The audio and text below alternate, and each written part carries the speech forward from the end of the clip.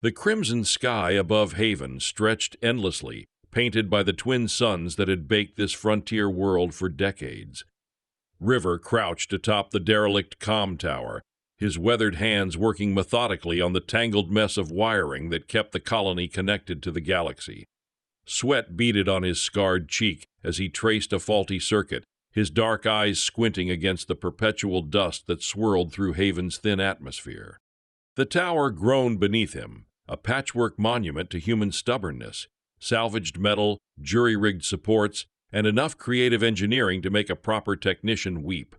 River loved it. Every improvised joint and jury-rigged relay told the story of humanity clawing survival from an indifferent universe. Then the sky darkened. Massive shadows swept across the barren landscape as the Krath fleet descended, their sleek vessels blotting out the suns with predatory grace. River's jaw tightened, his calloused fingers pausing on the wire strippers. The ships were beautiful in their lethality, organic curves that spoke of a species born to hunt among the stars. The comm unit beside him crackled to life, hissing with the distinctive cadence of Krath speech. "Inhabitants of Haven Colony," the voice dripped with cold authority, mandibles clicking between words. "You possess what the Dominion requires. Submit peacefully, and your deaths will be efficient. Resists, and we will take what we need from your ashes." River's scarred face split into a grim smile. He tapped his comm link, his voice carrying the dry humor that emerged in his darkest moments. "Well, that's neighborly of them." Without another word, he began his descent, tools clanking against his worn belt with each rung. At the colony hub, Piper stood before a crowd of panicked settlers, her auburn hair pulled back tight, green eyes sharp as laser cutters. The burn scar on her neck caught the emergency lighting as she raised her voice above the chaos. "Listen to me." Her words cut through the babble like a blade. "Yes, they're bigger than us. Yes, they have more ships. But this is our home, and I refuse to roll over for some bug-eyed conquerors without showing them what humans do when they're cornered." A colonist near the back shouted, "What can we do against a fleet? We're farmers and miners." Piper's lips tightened, her anger showing not in volume but in the steel that entered her voice. "We're also the species that looked at hostile worlds and decided to make them home. River, tell them about the grid." River shouldered through the crowd, his steady presence calming the room. "Buried under this colony is something the founders built, a defense system cobbled together from salvaged Krath tech and human ingenuity. It's been dormant for 20 years, but if we can wake it up—" He paused, his eyes meeting Piper's. "We might just show these Krath why humans don't back down." Outside, the Krath scout ships circled like vultures, their hulls gleaming with menace. The commander's transmission had been meant to terrify, to break their spirit before the real attack began. But as River and Piper moved toward the hidden entrance to the defense grid's core, their hands briefly touching over the rusted access panel, something else was stirring in Haven's dusty streets. Not fear, not submission. Defiant. The kind that had carried humanity to the stars, that had built homes on worlds that should have killed them, that had turned every setback into fuel for the next leap forward. The Krath had made one critical error in their calculations. They had threatened humans, and when humans got angry, no one could stop them. The underground bunker beneath Haven's municipal building had been sealed for 2 decades, its entrance hidden behind a maintenance hatch that most colonists assumed led to water recycling. River's LED headlamp cut through the darkness as he descended, each step echoing in the artificial cavern that had been carved from Haven's bedrock. "Sweet mother of Murphy," he breathed, his voice mixing awe and exasperation as his light played across the defense grid's core. It was a beautiful nightmare of salvaged technology. Krath energy conduits twisted around human power regulators, alien targeting arrays jury-rigged to Terran computers, and weapons platforms that looked like they'd been assembled by a mad genius with access to 3 different species scrapyards. The whole system hummed with potential energy, waiting for someone crazy enough to wake it up. Piper dropped down beside him, her tactical mind already cataloging the system's components. How long to bring it online? Could be hours, could be days. This thing's older than the colony, and half these connections looked like they were made with prayer and electrical tape. River ran his hands over a control panel, feeling the vibrations of dormant power. But it'll work. Has to. Above them, Piper's voice carried through the bunker's comm system, reaching every corner of Haven. All colonists, this is not a drill. We need teams at the following locations. Her words were crisp, cutting through panic with the precision of a surgeon's scalpel. Maintenance crews to power Junction 7, agricultural teams to secure the mineral storage, and someone find me every spare power cell in this colony. The response was immediate. Boots thundered across Haven's metal walkways as farmers became soldiers, miners became engineers, and shopkeepers became the backbone of a defense network that shouldn't have existed. Outside, a Krath scout ship descended, its smooth hull reflecting the colony's lights. The pilot, a lesser member of the warrior caste, had been tasked with what the Krath considered intimidation, a simple sonic bombardment to soften human resolve before the real fleet arrived. The sonic charges struck Haven's outer buildings, shattering windows and setting off alarms. The Krath pilot tilted its head, expecting to see humans fleeing in terror. Instead, it watched as figures emerged from cover, not running away but toward the work sites Piper had designated. In the bunker, River's wrench slipped as another sonic boom shook the complex. Sparks flew from an overloaded circuit, singeing his already scarred hands. He didn't even flinch, just spat once and kept working. "This is what's wrong with the galaxy," he muttered, his voice carrying that dry humor that always emerged under pressure. Everyone's so focused on the big, scary weapons that they forget about the little angry humans with too much caffeine and not enough sense. Piper appeared at his shoulder, her green eyes reflecting the sparks. "How much more time?" "Grid's responding, but power distribution is a mess. We need to reroute the main feeds and hope this patchwork holds together long enough to matter." He looked up at her, his scarred face serious. "Piper, this system, it's not just defensive. The original builders, they were planning for a war." Above them, the Krath scout ship circled again, its pilot growing confused by the lack of human panic. The creatures below moved with purpose, their small forms scurrying between buildings like insects, but insects with a plan. The pilot clicked its mandibles in annoyance and prepared for another sonic strike. The humans would break. They always did.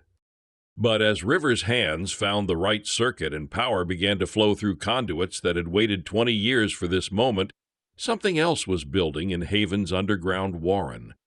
Not just electricity, but something far more dangerous. Human ingenuity powered by human fury, and 20 years of pent-up energy looking for somewhere to go. The grid control room smelled of ozone and burning insulation, 20 years of dust now mixing with the acrid smoke of overloaded circuits. River's jumpsuit was soaked with sweat as he wrestled with a particularly stubborn power coupling, his calloused hands dancing across controls that had never been designed to work together. "Come on, you beautiful disaster," he growled at the system, his voice carrying a mixture of affection and frustration that only engineers understood. Sparks cascaded from an overloaded relay, and he ducked without breaking rhythm. Just hold together a little longer. Above them, the debate was getting heated. Piper stood before a group of colonists in the main assembly hall, her green eyes hard as she faced down the growing tide of dissent. "We should surrender." Marcus Webb, Haven's former deputy administrator, stepped forward, his hands trembling. "They'll kill us all if we resist. My children are here, Piper, my grandchildren. We can't—" "Can't what?" Piper's voice cut across the room like a whip. "Can't fight for our home? Can't show them that humans don't roll over when threatened?" She leaned forward, her burn scar catching the light. "Your grandchildren are watching us right now, Marcus. What do you want them to remember? That we gave up, or that we stood?" The room erupted in arguments, fear and anger mixing in equal measure. Through the chaos, Piper's comlink crackled. River's voice strained but determined. "We've got partial power to sectors 1 through 4. Grid's responding, but it's not happy about it." Outside, the Krath scout ship had been joined by 2 more, their pilots growing impatient with the humans' stubborn refusal to flee.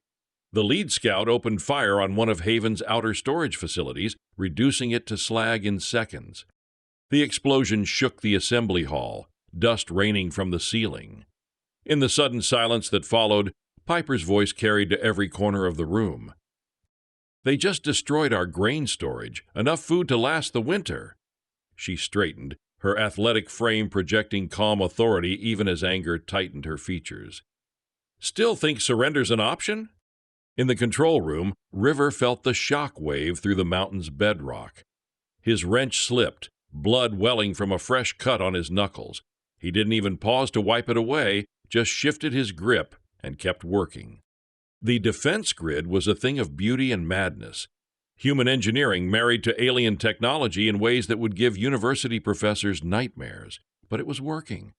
Power flowed through circuits that shouldn't exist.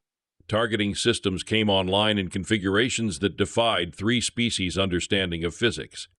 "Piper," he called into his comlink, his voice carrying that particular satisfaction that came from making the impossible work. "Tell the doubters up there that they just became part of something special. Grids at 40% and climbing." Above them, the Krath scouts had positioned themselves for a coordinated strike, their weapons charging with lethal purpose. The lead pilot opened a channel to the main fleet, mandibles clicking with anticipation. "Command, the humans show no signs of surrender, beginning pacification bombardment." But as the scout ships dove toward Haven's main settlement, something stirred in the mountain's depths. Ancient Krath sensors, repurposed and improved by human hands, locked onto the incoming threats. Power that had waited 20 years suddenly found its purpose. River's scarred face split into a grim smile as he watched the targeting display come alive. "You want to dance with humans?" he muttered, his fingers hovering over the activation switch. "Let's see how you like our music." The grid was still unstable, power fluctuations threatening to tear the whole system apart. But as the Krath ships entered firing range, River's finger found the switch. Time to show the galaxy what happened when humans got truly spectacularly angry. The defense grid's activation was nothing like the smooth, efficient weapon systems the Krath were accustomed to. Instead of sleek energy beams, Haven's grid spat fury, a crackling, chaotic discharge that seemed to tear space itself as it reached toward the scout ships. The lead Krath pilot had perhaps 2 seconds to process what it was seeing before the grid's energy struck its ship's hull. The alien technology, repurposed and amplified by human ingenuity, didn't just damage the scout systems, it confused them, sending feedback loops cascading through the ship's organic neural networks. The scout ship spun wildly, its pilot's mandibles clicking in panic as control systems failed in ways that defied Krath understanding. The ship struck Haven's outer plateau in a fireball that lit the evening sky. In the control room, River watched the display with grim satisfaction. "One down," he muttered, then his expression shifted to concern as warning lights began flashing across the board. "But this thing's eating power like a starving Grenth. We've got maybe 3 more shots before we blow every fuse in the colony." Piper's voice crackled through the comm from above. "River, we're intercepting Krath transmissions. The scouts' destruction triggered automatic broadcast to their fleet. They're not just coming for the minerals anymore, they know about the grid." River's hands paused over the controls as Piper's next words chilled him to the bone. "There's more. I've been analyzing their communications. Haven doesn't just sit on mineral deposits, River. It's sitting on the largest concentration of xerithium in the known galaxy. They're not here to mine it, they're here to secure it for a weapon, something called a star render." The implications hit River like a physical blow. Xerithium was the key component in planet-killer weapons, the kind of technology that could end civilizations. If the Krath were building a star render, they weren't just threatening Haven, they were threatening every human world in the sector. "Sweet mother of Murphy," River breathed, his scarred face hardening with new resolve. "Piper, how long before their main fleet arrives?" "Best guess, 6 hours, maybe 8 if we're lucky." River looked at the defense grid's struggling systems, at the jury-rigged connections that were already showing signs of strain. 6 hours to turn a barely functional defensive system into something that could stand against a Krath battle fleet. "Change of plans," he said, his voice carrying the kind of determination that had built human colonies on 1,000 impossible worlds. We're not just defending Haven anymore. We're keeping that xerithium out of Krath hands, even if we have to bury it under molten rock." Above them, Piper was already adapting, her tactical mind shifting from defensive strategy to something far more audacious. She stood before the assembled colonists, her burn scar vivid in the emergency lighting. "The situation has changed," she announced, her voice cutting through the shocked murmur that had followed the scout ship's destruction. "We're not just fighting for our lives anymore. We're fighting for every human world that the Krath would target with their weapon." The fear in the room shifted, transformed by anger into something harder, more focused. These weren't just farmers and miners anymore. They were the thin line between the Krath and genocide. In the control room, River was already tearing into the grid's primary systems, rerouting power conduits and pushing the alien-human hybrid technology beyond its design limits. The system groaned under the strain, but it held. "Piper," he called, his hands never stopping their work. "I'm modifying the grid to target their command ship when they arrive, but I'll need a way to lure them into optimal firing position." "Leave that to me." Piper's response carried a cold satisfaction that would have chilled the Krath commander if he had understood what human anger truly meant. "I've got an idea that's either brilliant or suicidal." "With our luck," River muttered, connecting two systems that had never been designed to work together, "it's probably both." Outside, the remaining Krath scouts had retreated to a safe distance, their pilots' reports sending shock waves through the approaching fleet. The humans had weapons. The humans were fighting back. And somewhere in the depths of space, alien observers who had written off humanity as another primitive species began to take notice. The broadcasts from Haven were spreading across the galaxy, carrying a message that would reshape interstellar politics. Humans didn't surrender, and when they got angry, they did impossible things. River's workshop had become a maze of exposed circuitry and improvised solutions, cables snaking across the floor like technological vines. He crouched beside the grid's main targeting array, his scarred hands working with the precise fury of someone who had turned anger into an art form. Sweat dripped onto sensitive components as he rerouted power flows that should have been impossible. "This is insane," he muttered to himself, connecting a Krath energy modulator to a human weapons computer. "Completely, utterly insane." The connection sparked, and he grinned. "I love it." The modification he was attempting would turn the defense grid from a close-range protective system into something that could reach out and touch the Krath command ship wherever it positioned itself in Haven's orbital space. The power requirements alone should have melted every circuit in the colony, but River had never been one to let physics get in the way of a good solution. Above him, Piper moved through Haven's communication center like a conductor orchestrating a deadly symphony. Her fingers flew across control panels as she wove together the most audacious deception of her career. "Broadcasting on all Krath frequencies," she announced to her small team of volunteer colonists. "Marcus, I need you to monitor their responses. Elena, keep that power steady. If our transmission cuts out mid-sentence, they'll know it's fake." The transmission she was crafting was a masterpiece of misdirection. Using captured Krath communication protocols, she was creating false signals that would paint Haven as a barely defended mining world whose defense grid had been crippled by the scout ship's attack. "Command, this is Scout Wing 3, she spoke into the modified transmitter, her voice disguised by electronic filters. "Human defenses neutralized, colony grid at 12% and failing. Recommend immediate mining operation to secure xerithium before structural collapse." The beauty of the trap lay in its simplicity.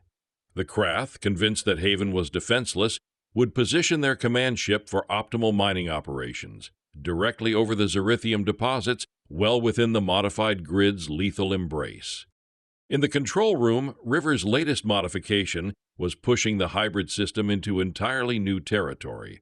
Warning lights cascaded across his displays as power flows reached levels that made the original designer's safety margins look quaint. "Come on, you beautiful nightmare," he growled at the system, adjusting a power coupling that was glowing cherry red from the energy flowing through it. "Just hold together long enough to matter." The grid's response was immediate and terrifying. Targeting sensors that had been designed to track individual ships suddenly had the reach to paint targets across Haven's entire orbital space. The jury-rigged weapons system began cycling up, its hybrid technology creating energy patterns that no Krath shielding had ever been designed to counter. Above them, the colonists worked with the focused intensity of people who knew exactly what was at stake. Children too young to understand the technical details carried tools and messages. Elderly settlers who had survived the colony's founding shared knowledge that proved crucial for understanding Haven's hidden systems.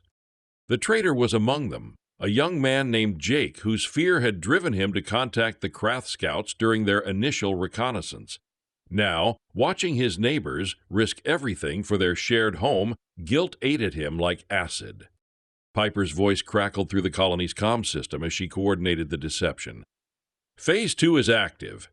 Krath fleet is responding to our false distress signals. They're moving into position exactly where we need them. Through the colony's long-range sensors, they could see the approaching fleet. Dozens of sleek ships that represented the technological superiority the Krath had built their empire on. The command ship was a masterpiece of organic engineering, its hull flowing like living metal as it took position directly above Haven's mineral deposits. Grid at 80%, River reported, his voice tight with concentration. Targeting solution locked. Piper, when this thing fires, every Krath ship in the system will know exactly where we are. Then we better make sure the first shot counts, Piper replied, her green eyes hard as she watched the tactical display. All colonists to defensive positions. This is it, people. Time to show the galaxy what humans do when someone threatens our home. In space above, the Krath commander studied the sensor readings from Haven's surface. The human colony appeared to be in its death throes, its defense grid failing just as the scout reports had indicated. Soon, the xerithium would be secure, and the Star Render project could proceed. The commander had no way of knowing that below, in a control room carved from Haven's bedrock, a scarred human engineer was making final adjustments to a weapon that should not have existed.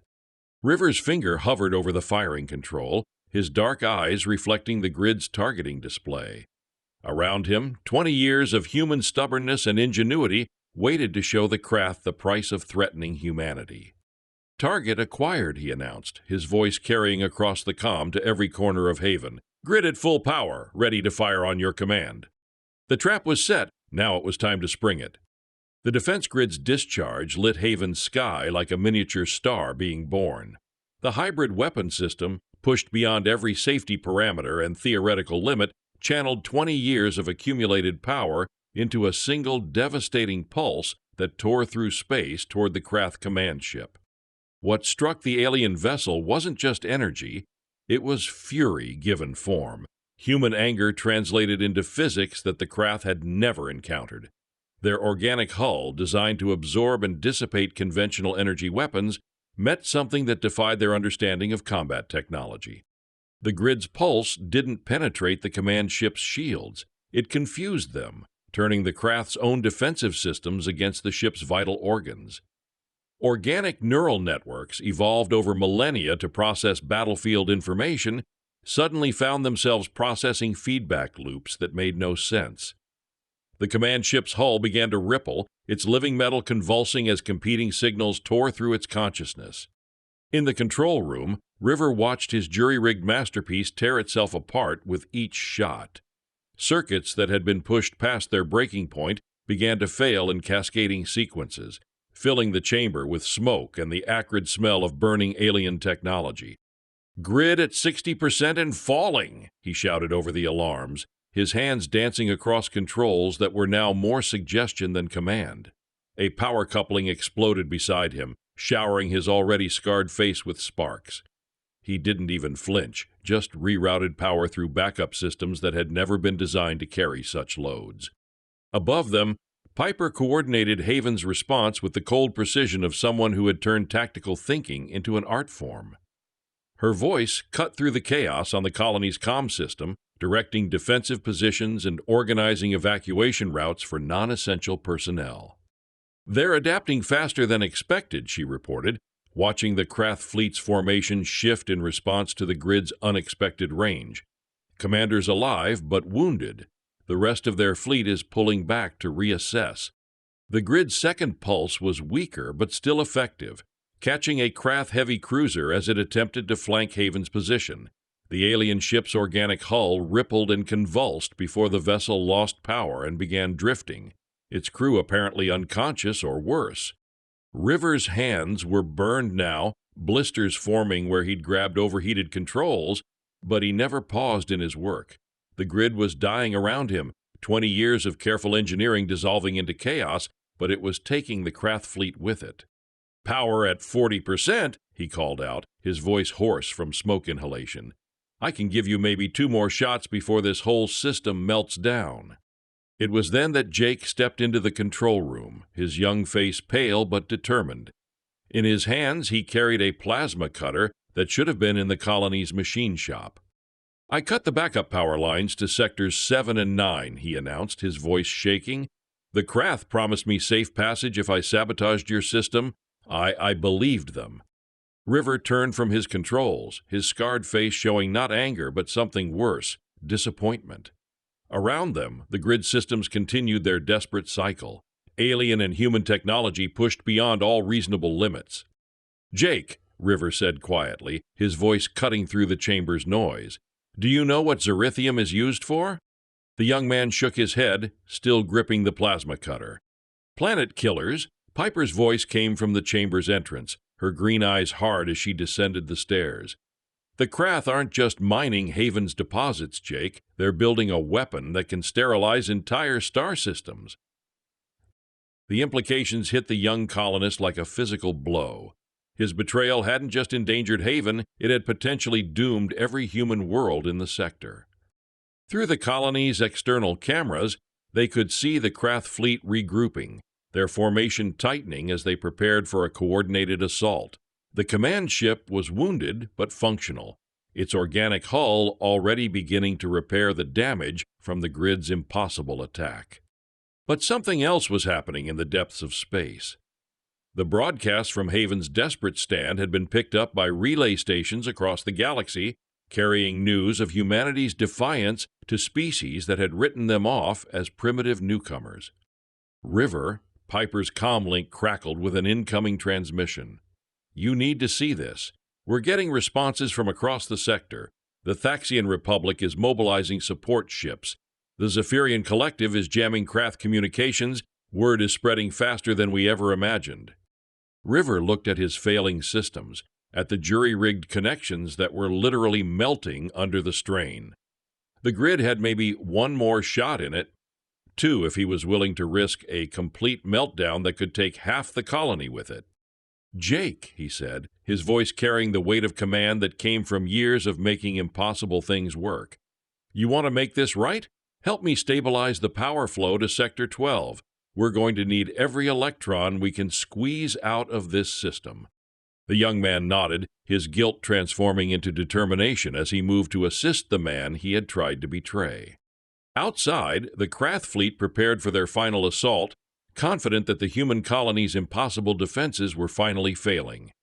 But in Haven's depths, surrounded by the smoking remains of technology that should never have worked, human ingenuity was preparing one last surprise. The galaxy was watching, and humans had never been ones to disappoint an audience.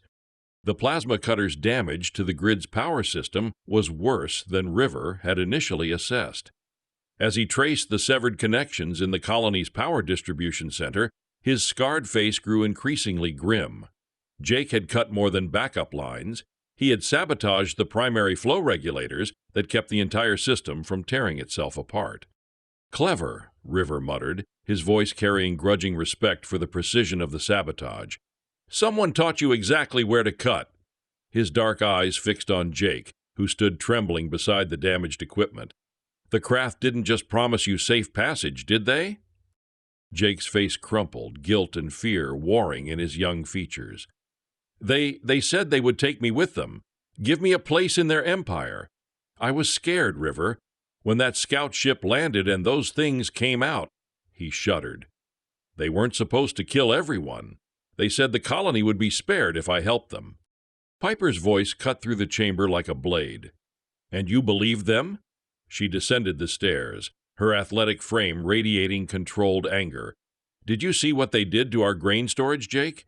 What they did to the Martinez family's homestead on the Outer Rim?" The young man flinched as if struck. The Martinez homestead had been vaporized in the Krath's first demonstration of power, a family of 6 reduced to glass and ash in seconds. "I was wrong," Jake whispered, his hands shaking as he looked at the damage he had caused. "I was stupid and wrong, and now everyone's going to die because of me." River studied the severed power lines, his mind already calculating repair times and power requirements. Around them, the grid's failing systems cast erratic shadows on the chamber walls. "Maybe," River said finally, his voice carrying the practical assessment of someone who had spent his life making broken things work. "Or maybe you just gave us the kick and the push we needed to try something really stupid." Before Jake could ask what he meant, alarms began blaring throughout the colony. Piper's comlink crackled with urgent reports from Haven's outer sensors. "Krath fleet is moving to final assault positions," came the report from their volunteer communications team. "Command ship has completed repairs and is approaching optimal firing range." River looked at his damaged systems, at the jury-rig connections that were already straining under normal loads. The power requirements for his modification had been borderline insane when the grid was functioning properly. Now, with Jake's sabotage disrupting the energy flow, "Piper," he said, his voice carrying the calm that came over him when facing impossible situations, "I can give you 1 shot, maybe 2 if I bypass every safety system in the colony and pray that physics decides to take a coffee break. What about the power fluctuations? Won't the instability affect targeting?" River's scarred face split into a grin that was equal parts confidence and madness. "That's the beautiful part.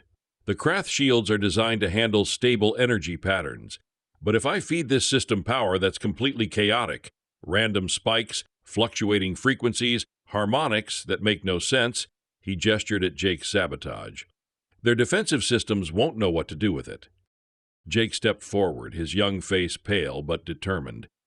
"Let me help fix what I broke. Please. I know where every cut is, every connection I severed." River studied the young man for a long moment, then nodded.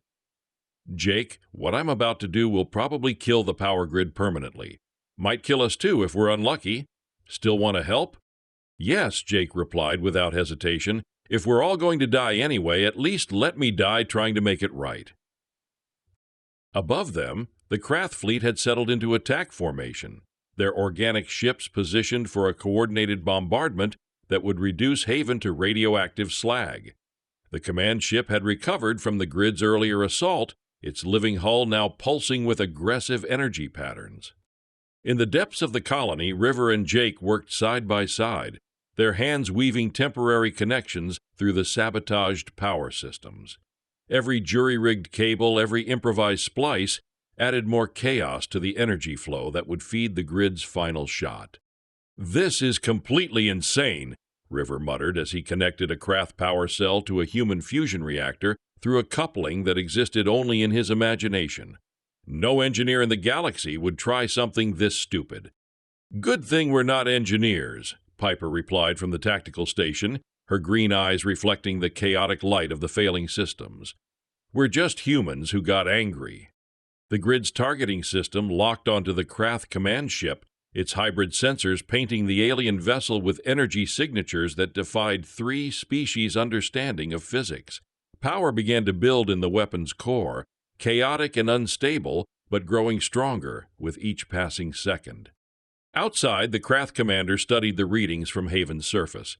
The human colony's defenses appeared to be failing completely, their power grid fluctuating wildly as systems overloaded and died. Soon the bombardment could begin, and the xerithium would be secured for the Dominion. The commander had no way of knowing that in Haven's depths, human ingenuity was preparing to rewrite the rules of interstellar warfare one more time. "Grid at maximum power," River announced, his voice steady despite the chaos surrounding him. "Jake, you ready to see what happens when humans really get angry?" The young man nodded, his hand steady on the power controls despite the terror in his eyes. "Fire," Piper commanded, and Haven's jury-rigged defense grid unleashed hell. The defense grid's final discharge was less energy beam than controlled catastrophe. 20 years of accumulated power, filtered through damaged systems and chaotic circuitry, created something that existed at the bleeding edge of physics, a weapon that shouldn't work, powered by fury and held together by human stubbornness. River watched his life's work tear itself apart in real time. Every connection he had jury-rigged, every impossible modification he had made to alien technology, dissolved in cascading failures that lit the control chamber like a miniature star. The temperature in the room spiked as cooling systems overloaded, and the air filled with the acrid smoke of burning circuits. Grid power at— "Hell, I don't even know what this reading means," River shouted over the alarms, his hands flying across controls that were more wishful thinking than functional interface. "We're channeling enough energy to power a city through systems designed for a small town." The chaotic pulse that emerged from Haven's depths defied every principle of conventional weapons design. Instead of the focused beam the Krath expected, they faced an energy discharge that seemed to shift and writhe as it crossed space, its harmonics creating interference patterns that made their organic hull convulse in agony. The command ship's living metal began to ripple and distort, its consciousness overwhelmed by feedback loops that made no logical sense. For a species that had built their empire on the predictable responses of organic technology, the grid's attack was like being struck by weaponized chaos. In the colony's communications center, Piper worked frantically to coordinate Haven's response while simultaneously broadcasting their defiance to the galaxy. Her fingers flew across multiple control panels as she maintained contact with incoming support fleets while directing the colony's defensive efforts. "This is Haven Colony to all Allied command frequencies," she announced, her voice carrying across interstellar space with the authority of someone who had stared death in the face and found it wanting. "The Krath Dominion is in possession of xerithium deposits sufficient for planet-killer weapon construction. They have threatened civilian populations and must be stopped." But Piper's broadcast was more than just a call for help. It was a tactical masterstroke that exposed the Krath's genocidal intentions to every major power in the galaxy.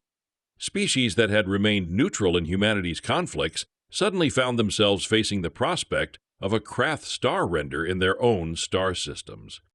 The response was immediate and overwhelming. "Haven Colony, this is Thaxian Republic Battle Group 7.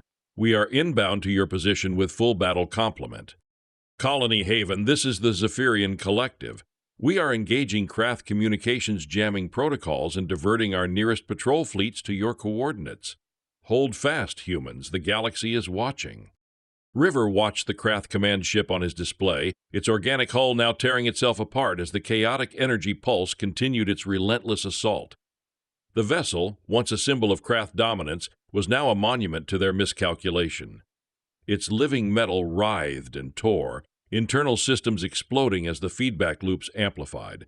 Finally, with a shudder that echoed even through Haven's bedrock, the Krath command ship imploded. A silent, violent flower of light in the blackness of space. "Direct hit!" River roared, a triumphant, almost manic laugh escaping him as the last of the grid systems died with a final, protesting groan. Smoke billowed from the console, and the lights in the control room flickered and died, plunging them into near darkness, illuminated only by the emergency glow strips and the distant, fading light of the exploding Krath ship. Jake, who had been working beside him, slumped against the console, his face streaked with sweat and grime, but a wide, disbelieving grin spreading across it. We did it! We actually did it!" Piper arrived, her silhouette framed by the emergency lights, her green eyes reflecting the distant explosion. "They're scattering," she reported, her voice hoarse but triumphant. "The remaining Krath fleet is breaking formation, attempting to jump out of the system. The Thaxians and Zephyrians are engaging the stragglers." The battle, which had seemed so impossibly one-sided just hours before, was over. Haven had won. But the victory came at a cost. The defense grid was utterly destroyed, a smoking ruin of melted components and fused circuitry. Haven's primary power systems were crippled, and the colony was running on emergency reserves. The outer plateau where the first scout ship had crashed was a scorched crater, and the grain storage was gone. "We're going to need a lot of repairs," River said, his voice now tinged with exhaustion as he slumped onto a fallen chair, his hands throbbing, "and a lot of food, and probably a new comm tower, since mine's probably a melted slag heap." Piper knelt beside him, her hand gently touching his burned knuckles. "We'll rebuild. We always do." She looked at Jake, who was staring at the wreckage of the console, a profound sense of awe and regret on his face, "and we'll do it together." The days that followed were a blur of activity. The Thaxian Republic and Zephyrian collective fleets, having secured the system and rounded up the remaining Krath, sent down aid ships. Engineers, medical teams, and humanitarian supplies poured onto Haven. The story of the small human colony that had defied a galactic empire spread like wildfire, becoming a legend whispered in every corner of the known galaxy. Jake, humbled and determined, worked tirelessly alongside River, learning every aspect of Haven's salvage technology. His knowledge of the grid's vulnerabilities, born of betrayal, now became an invaluable asset in its reconstruction. He helped design new, more robust power regulators and redundant systems, ensuring that Haven would never again be so easily sabotaged. He earned back the trust of his community, one painstaking repair at a time, his youthful fear replaced by a quiet, fierce pride. Marcus Webb, the former deputy administrator who had advocated for surrender, became an unlikely champion for the colony's resilience. Witnessing the sheer, unyielding fury of his fellow humans and the impossible victory it had wrought had transformed him. He organized the rebuilding efforts, his administrative skills proving invaluable in coordinating the influx of aid and managing the shattered colony's resources. He spoke passionately of Haven's defiance to the arriving alien dignitaries, his voice now firm with conviction. The xerithium deposits, the true prize the Krath had sought, became a point of contention. The Thaxians and Zephyrians, while allies, were still wary of such a potent resource. But Haven, having paid in blood and sweat to defend it, refused to simply hand it over. After intense negotiations, a compromise was reached. The xerithium would remain on Haven, but under a strict multi-species oversight committee. Its extraction would be limited, and its use would be solely for peaceful, energy-related applications, with the profits directly benefiting Haven and its allies. It was a testament to humanity's newfound standing in the galactic community. They were no longer just a primitive species to be exploited, but a force to be reckoned with, a people whose anger had reshaped the political landscape. Weeks turned into months. The scorched earth began to heal, new structures rose from the dust, and the hum of rebuilt systems replaced the silence of despair. Haven was not just rebuilt, it was reborn, stronger and more unified than ever before. The scars remained, on the land, on the people, and on River's hands, but they were now badges of honor, reminders of what they had endured and what they had overcome. River, though still the colony's chief engineer, found himself a reluctant celebrity. Alien scientists flocked to Haven, eager to study the impossible technology he had wielded. He humored them, explaining the principles of human ingenuity and stubbornness, often with a wry smile and a shrug. He even found a measure of peace in the quiet moments between repairs, watching the twin suns set over a colony that had almost been lost, but was now thriving. He had never sought glory, only survival, but in defending his home, he had inadvertently forged a legend. Piper, now officially recognized as Haven's leader, became a voice for humanity on the galactic stage. Her strategic brilliance and unwavering resolve had earned her the respect of alien leaders, and she used her influence to advocate for stronger alliances and a more equitable galaxy. She ensured that the story of Haven was never forgotten, a constant reminder that even the smallest, most underestimated species could rise to challenge tyranny. Her burn scar, once a personal mark, became a symbol of humanity's resilience, a testament to the fire that burned within them when threatened. The Krath Dominion, weakened and humiliated by their defeat at Haven and the subsequent exposure of their Star Render project, faced a unified galactic front. Their expansion was halted, their influence waned, and their reputation as an unstoppable force was shattered. The galaxy, once complacent, was now wide awake to the dangers of unchecked power thanks to a small human colony on a dusty frontier world. And as the new comm tower rose, taller and stronger than the last, River stood atop it, just as he had on that fateful day. He looked out at the bustling colony, at the ships of allied species landing in the newly expanded spaceport, at the children playing in the rebuilt streets. The sky was still crimson from the twin suns, but now it was a sky of hope, not dread. He tapped his comlink, a ghost of his old dry humor in his voice. "Well, that was neighborly of them," he muttered, looking up at the stars. "But I think we made our point." The universe had learned a valuable lesson. When humans got angry, truly, spectacularly angry, they didn't just fight back. They changed the entire galaxy.